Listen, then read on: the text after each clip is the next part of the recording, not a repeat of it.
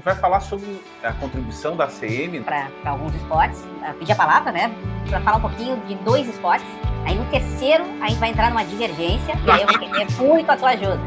Tá bom. Então, os 2 primeiros esportes que a gente vai falar, em ordem cronológica, a introdução, a criação do basquetebol, que foi em 1891. Foi inventado por um professor, que era diretor da física lá em Springfield, Massachusetts, dele James Naismith. Ele foi contratado para criar um esporte que na época existiam esportes da moda, que era o rugby, eram outros esportes muito violentos. E aí o pastor lá da CM chegou e contratou e pediu para ele, olha, eu preciso criar um esporte que seja menos violento, pudesse ser praticado em um ambiente fechado, porque lá na cidade, em Springfield, o inverno é muito rigoroso, muito forte, e chegava no inverno, as pessoas não frequentavam a ACM, e professores teve que estudar outros tipos de esportes. Nessa época o rugby era muito praticado, mas ao mesmo tempo causava muitas lesões. E aí criaram o esporte, o basquetebol. Aí o basquetebol virou, de certa forma, uma moda, mesmo assim acabou ainda assim tendo muito contato físico. E anos depois, 4 anos depois, 1895, o pastor Lawrence,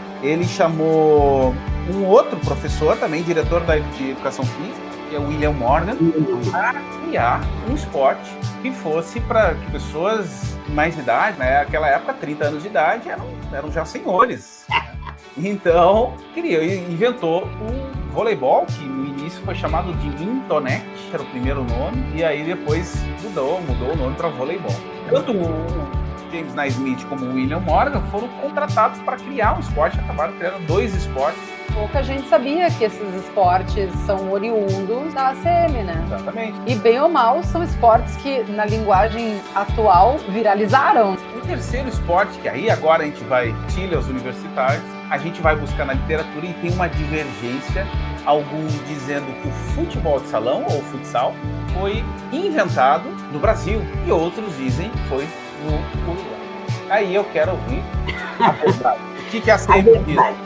Em 1930, o diretor da Educação Física Infantil da ACM de Montevidéu, Juan Carlos Seriani, cria o futebol de salão. Mas o que acontece? Ele foi motivado, na época era a Copa do Mundo, e o Uruguai ganhou.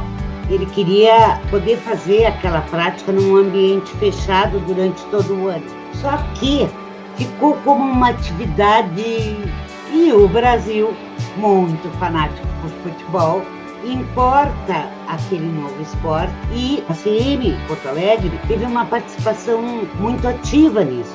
E se envolve, além da publicação das regras, de criar a Federação de Futebol de Salão. Tanto é que no início eles chamavam Baby Football, depois Futebol de Salão. E a FIFA comprou esse crédito do futebol de salão.